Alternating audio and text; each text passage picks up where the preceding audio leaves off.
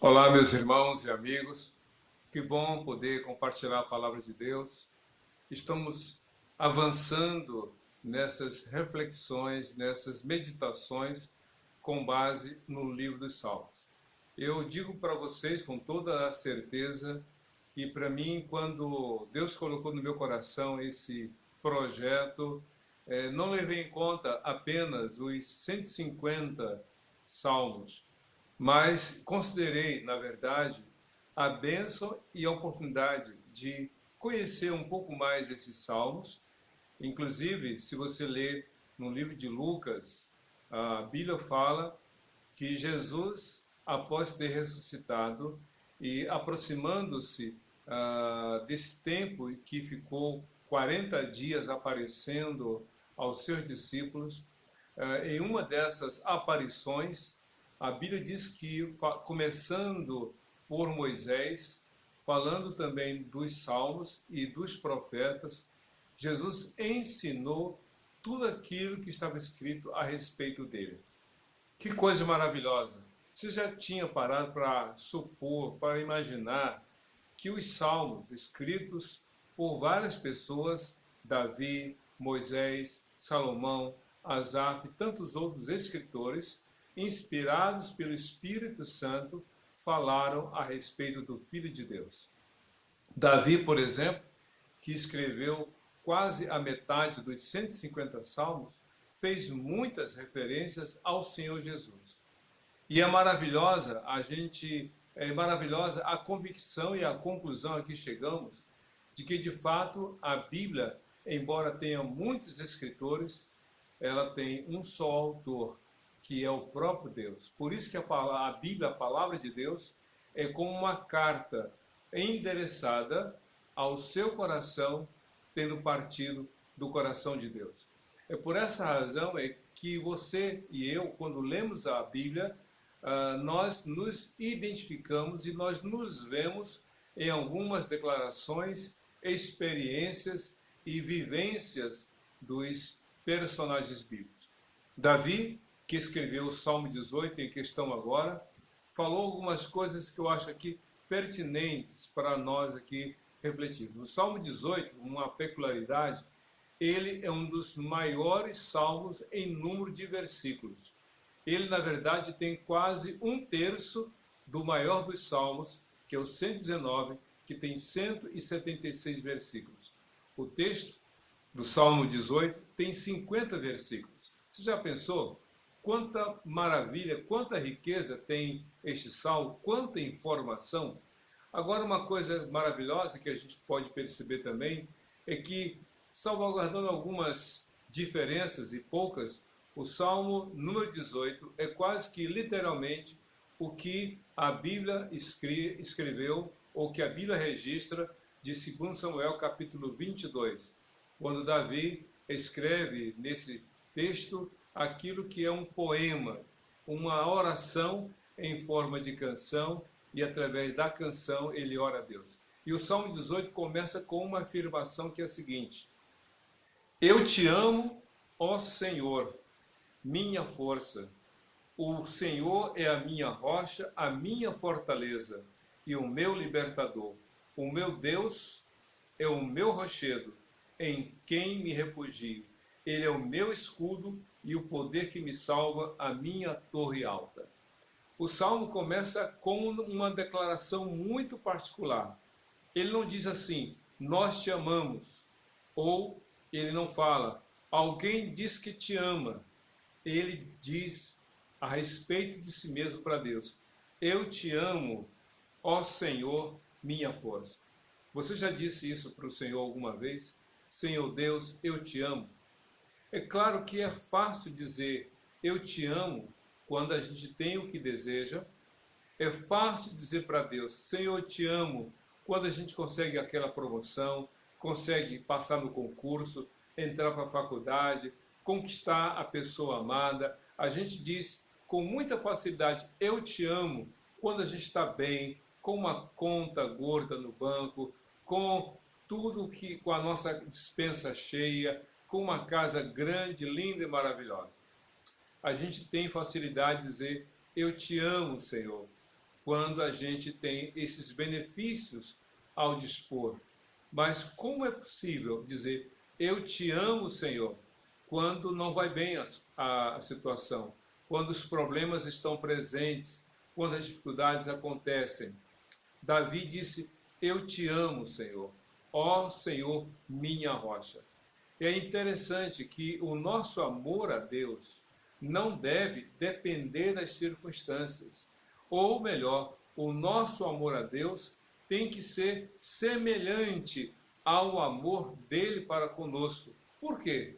Porque o amor de Deus para conosco não depende de situações. Deus não nos ama por causa da cor dos nossos olhos, a cor do cabelo. Deus não nos ama por algo que ele vê de bom em nós ou por algo de bom que tenhamos feito. Não, ele nos ama porque ele nos deu vida e ele é amor. E sendo amor, nos dando vida, nós somos alvos desse amor. Mas tem uma peculiaridade aqui que é bom observar. Quando Davi disse, eu te amo, ó Senhor, minha rocha, não é uma coisa que parte do coração dele sem nenhuma base. Não é algo que parte do coração dele sem que tenha havido antes algo do agir de Deus. Sabe por quê? Porque como nós já meditamos no Salmo 14, o coração do homem é inclinado ao mal. Em Gênesis capítulo 6, versículo 5, a Bíblia fala que o coração do homem é mau. No capítulo 9, ou capítulo 8 de Gênesis, Deus fala que o coração do homem é inclinado à maldade desde a sua infância. Então o coração do homem não é voltado naturalmente para Deus. Porque quando tem a opção de fazer, ou quando chega o momento da escolha, o homem escolhe o mal. A Bíblia diz em Romanos 5,12 que o pecado trouxe a morte passou a todos os outros porque todos pecaram. Então, nós não temos a naturalidade, a inclinação natural para Deus. Na verdade, o nosso amor a Deus é uma resposta ao amor de Deus. Como diz lá, 1 João capítulo 4, lá no finalzinho do capítulo 4 dessa primeira carta do apóstolo João, ele diz, nós o amamos porque ele nos amou primeiro. Ou seja, o nosso amor a Deus é reflexo, é consequência, é uma resposta daquele coração que foi alcançado pelo amor de Deus. É isso que Davi fala, Senhor, eu te amo, ó Senhor, minha rocha. E aí ele apresenta, eu te amo, o Senhor é minha rocha, minha fortaleza, o meu libertador, o meu Deus é o meu rochedo em que me refugio. Ele é meu escudo e o poder que me salva. Ele é minha torre alta. Eu amo porque ele me ama. Eu amo o Senhor porque ele demonstrou amor por mim. E como é que ele demonstra amor por mim? Pelo seu cuidado, pela sua ação, pelo seu agir. E então diz o texto que o Salmo 18, tão longo em sua extensão, apresenta algumas declarações importantes que aqui quero destacar. O verso 3, por exemplo, do Salmo 18. Clamo ao Senhor, que é digno de louvor, e estou salvo dos meus inimigos. Davi, como já vimos em outros salmos, era rei, era servo de Deus, era temente a Deus, perfeito não, porque não há ninguém perfeito, ele errou, ele pecou, mas ele foi chamado o homem segundo o coração de Deus, porque quando ele errava, ele não escondia seus erros, não dava desculpas, ele os confessava, ele os admitia e mudava de atitude. E então ele estava vivendo, o Salmo 18 descreve algumas lutas, alguns enfrentamentos, algumas adversidades que Davi enfrentou, mas com certeza a superação que Deus lhe deu. E é interessante como ele fala dessa gratidão a Deus. Por exemplo, no verso 6 do Salmo 18, na minha aflição clamei ao Senhor, gritei por socorro ao meu Deus. Do seu templo ele ouviu a minha voz, meu grito chegou à sua presença, aos seus ouvidos. Davi não disse onde ele estava quando orou. Não sabemos qual era o problema, assim de forma detalhada, não sabemos em que local ele estava quando ele orou, mas ele sabia onde Deus estava quando ele suplicou. Isso que para nós é importante. Não importa o lugar onde você esteja, é na casa, é num apartamento, é num palácio, é num casebre, você está trabalhando numa grande empresa, ou talvez a sua empresa seja aquela, entre aspas, tão pequena, ainda iniciante, não importa. O importante é que onde você está e como você está, você deve clamar ao Senhor. Diz o texto: na minha aflição clamei ao Senhor, gritei por socorro ao meu Deus. Do seu templo ele ouviu a minha voz. De onde Deus ouviu a voz de Davi? De onde ele estava. Deus habita os céus eternos, porque diz a Bíblia que a morada de Deus é morada eterna. Nós vemos o céu a partir da terra, o céu que o telescópio Hubble, que está orbitando, ele enxerga as galáxias, mas o céu onde Deus está é inatingível, é imperceptível, é inalcançável por qualquer instrumento criado pelo homem. É um lugar onde só habita o Senhor Jesus, o Espírito Santo e aqueles que morreram dando testemunho de sua fé. Davi estava na terra, na cidade de Jerusalém, na cidade que leva o seu nome, a Sião de Davi, a Jerusalém de Davi. Ele estava ali, mas ele orou, e Deus que habita os céus eternos ouviu a oração. Esses dias eu estava vendo da TV, num programa, o lançamento de uma nave ou de um satélite, na verdade, de uma pesquisa para Marte. E eu achei interessante foi que um dos cientistas falou: o sinal de rádio da Terra para Marte leva 14 minutos para ir e 14 minutos para voltar. Ou seja, quando eles enviam o sinal, já aconteceu o fato, e quando lá o robô envia a resposta, já se passaram 14 minutos. É muito tempo. Mas por que 14 minutos para uma resposta chegar? Por causa da distância que há entre a Terra e Marte. São 8 meses a uma velocidade de milhares de quilômetros por hora para que aquele robô tivesse que sair da Terra até Marte. 8 meses ou mais. Mas Deus, estando Davi na terra, ele orou e na mesma hora Deus ouviu a oração dele. Deus ouve a oração daquele que o busca de coração. Jeremias capítulo 29, versículos 11, 12 e 13, a Bíblia diz, palavra do Senhor: porque bem sei os planos que tenho para vocês, diz o Senhor, planos de paz e não de mal, para dar a vocês um futuro e uma esperança que desejais. E vocês me buscarão e orarão a mim, e eu os ouvirei. Vocês me buscarão e me acharão de todo o vosso coração, de todo o seu coração. Ou seja, Deus ouve.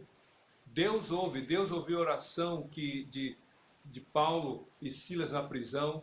Eles oraram e o chão tremeu, houve um terremoto. A Bíblia diz que Deus ouve, não há distância tão grande que possa provocar a incapacidade de Deus ouvir. Não, Deus ouve tudo, mas tem um detalhe.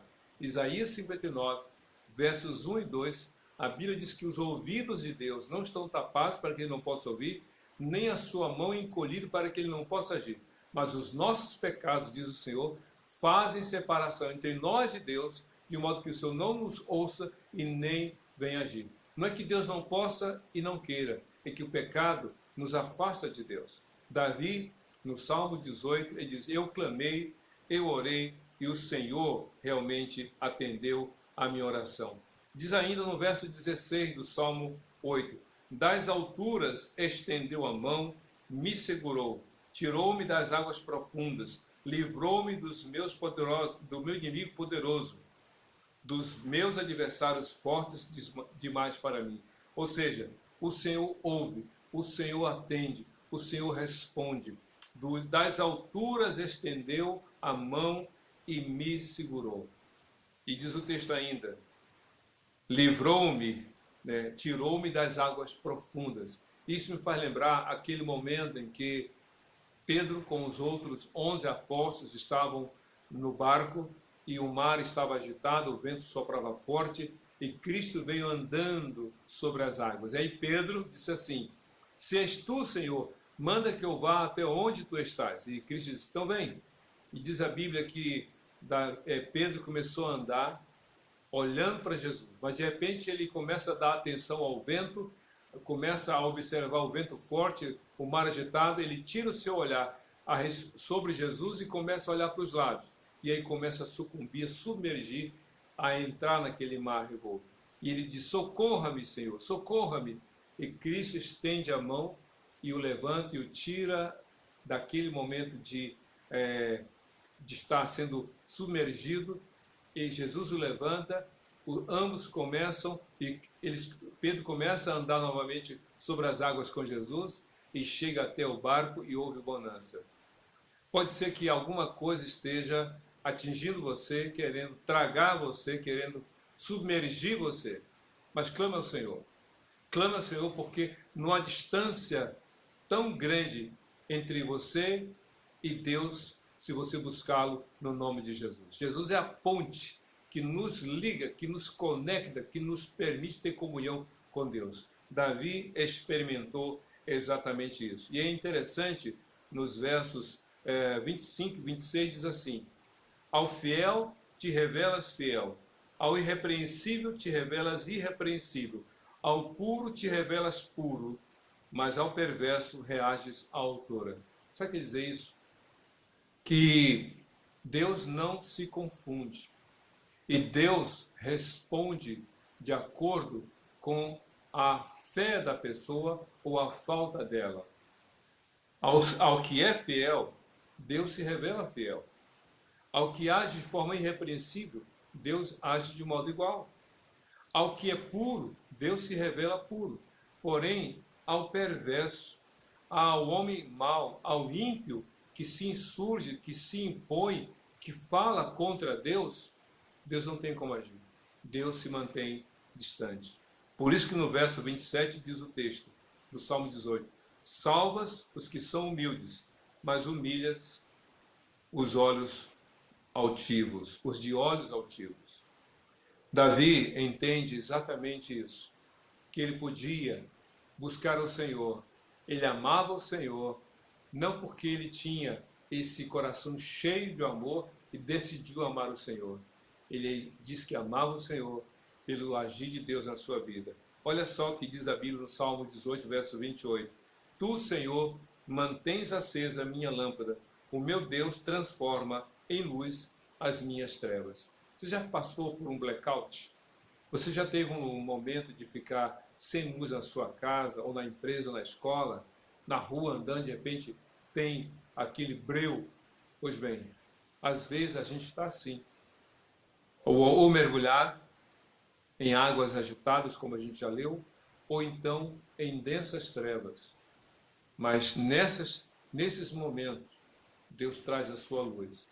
A Bíblia diz em Isaías capítulo 9, que o povo que andava em trevas brilhou a luz. E o povo que andava na escuridão das trevas raiou a luz. Jesus disse: eu sou a luz do mundo. João 8, ele diz, versículo 12. Eu sou a luz do mundo. Aquele que me segue não andará nas trevas, porque terá a luz da vida. Jesus é a luz. Ele ilumina o nosso andar. Ele ilumina o nosso viver. E é isso que Davi coloca nesse salmo. É interessante, diz ainda sobre o agir de Deus no verso 41 do Salmo 18. Gritaram por socorro, mas não houve quem o salvasse. Clamaram ao Senhor, mas ele não respondeu. É estranho. Está falando do amor de Deus, do agir de Deus, do socorro de Deus. Mas por que Davi fala isso? Ele está falando daqueles incrédulos que passaram a vida inteira pecando, que passaram a vida inteira blasfemando, que decidiram viver sem Deus. Chega uma hora que eles querem ouvir a Deus e Deus não responde. Querem clamar a Deus, mas Deus não demonstra amor. Sabe por quê? Não porque Deus não queira, é por causa da escolha deles de se afastarem do Senhor. Saul ouviu a voz de Deus no início do seu reinado. Saul ouviu Deus falar, mas chega uma hora que ele disse: eu não quero mais ouvir a Deus. E quando ele quis buscar, ele não teve a chance de ouvir o Senhor. Deus é misericordioso. Ele dá a oportunidade para cada um para buscar de coração. É por isso que no final do Salmo 18, no verso 49, a Bíblia diz assim: por isso eu te louvarei entre as nações ao Senhor, cantarei louvores ao teu nome. Que você busque a Deus, que você diga a Deus, para Deus: eu te amo pelo que tu fizeste por mim, porque o teu amor por mim é verdadeiro. Que Deus te abençoe, que você tenha uma vida feliz, declarando seu amor a Cristo através da palavra dele no seu coração.